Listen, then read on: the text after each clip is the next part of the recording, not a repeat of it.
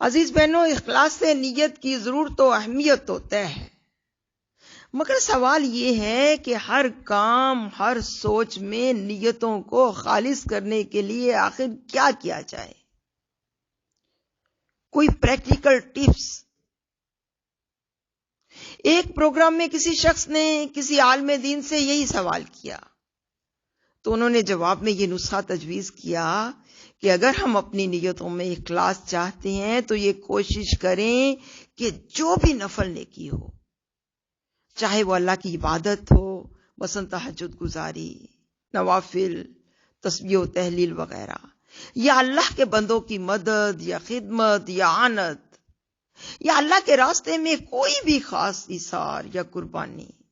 یا تزکیہ نفس کے حوالے سے کوئی بھی اچیومنٹ، مثلا خشیت الہی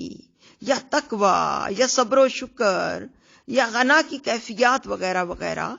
تو دوسروں سے کبھی اس کا تذکرہ نہ کریں، کبھی بھی یہ خواہش نہ پالیں کہ دوسرے ہماری نیکی یا ہماری پارسائی سے یا ہمارے تقوی سے یا نیکیوں سے واقف ہوں اور ہماری طرف تعریفی نظروں سے دیکھیں۔ دوسرے یہ کہ بہت حسابی کتابی نہ بنے، بہت حسابی کتابی لوگوں کے لیے بھی خالص نیت سے، بے غرض ہو کر، بے لوث ہو کر صرف اللہ کے لیے کام کرنا بہت مشکل ہوتا ہے، خاص طور پر لوگوں کے ساتھ معاملات، ڈیلنگز کرتے ہوئے،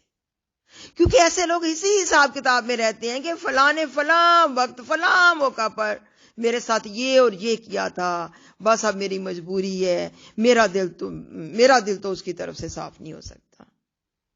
میں کیسے اس سے سلوک کروں؟ یا کوئی یہ کہے کہ اس نے تو فلاں موقع پہ میرا لحاظ نہیں کیا تھا تو میں کیوں کروں، اس نے تو میری عادت نہیں کی تھی تو میں کیوں کروں، وہ تو میری طرف نہیں آئی تو میں کیوں جاؤں، اس نے تو مجھے عیدی نہیں بھجوائی میں کیوں بھجواؤں، اس نے تو مجھے شادی پر اتنے کا گفٹ دیا، کیوں نہ میں بھی اسی کے مطابق دوں؟ یعنی دنیا کے وہ سارے کام میری عزیز بہنوں جو اگر اخلاص سے نیت کے ساتھ ہوں، اللہ کی خاطر ہوں اور شریعت کے مطابق کیے جائیں تو عبادت بن جائیں، آخرت کی کھیتی بن جائیں، جنت کا سامان بن جائیں، مگر افسوس صد افسوس ہماری بد نیتی یا بے نیتی کی وجہ سے، ہماری تنگ نظری کی وجہ سے، ہماری کم ظرفی کی وجہ سے، ہماری طبیعت اور نفس کے بخل کی وجہ سے الٹا وہی ہماری بدبختی اور پراگندہ حالی کا سبب بن جاتے ہیں اور ہماری ساری زندگی اطمینان اور سچی خوشی سے بھی محروم ہو کر رہ جاتی ہے۔ حالانکہ اللہ کے رسول صلی اللہ علیہ وآلہ وسلم کی تو بشارت ہے کہ اللہ کی رحمت ہوتی ہے اس بندے پر جو بیچنے، خریدنے اور حق کا تقاضا کرنے میں نرم دل اور فراخ دل ہو۔ ابن ماجہ کی حدیث ہے یہ۔ اب یہاں سوال یہ بھی ہے کہ پھر حل کیا ہے، ہمارے لیے عمل کا حصول کیا ہے؟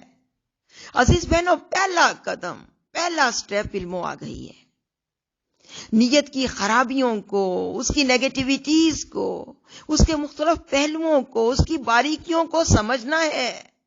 اسلامی تعلیمات کی روشنی میں، درسوں کے ذریعے، ڈسکشنز کے ذریعے، غور و فکر کے ذریعے، اور پھر صرف جان لینا اور سمجھ لینا ہی کافی نہیں، بلکہ اگلے سٹیپ میں اس سے بچنے کی شعوری کوشش بھی بے حد ضروری ہے، شعوری کوشش، بار بار کوشش۔ اسی ذریعے سے ہماری ایمانی حس اتنی تیز ہوگی کہ نیتوں میں ذرا سی خرابی پر،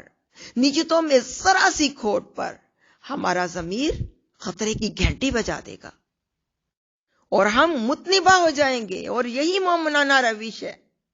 جیسا کہ سورہ اعراف میں ہے کہ جو لوگ پرہیزگار ہیں ان کا حال یہ ہوتا ہے کہ کبھی شیطان کے اثر سے برا خیال انہیں چھو بھی جائے تو وہ فوراً چکنے ہو جاتے ہیں اور پھر انہیں صحیح راستہ صاف نظر آنے لگتا ہے۔ بے شک ایسے ہی مومنوں پر شیطان کا بس نہیں چلتا، کیونکہ یاد ہے نا شیطان نے قسم کھا کر اللہ سے کیا کہا تھا کہ میں تیرے سارے بندوں کو بہکا لے جاؤں گا مگر ان لوگوں کے بارے میں اپنی مجبوری کا اعتراف کرتا ہوں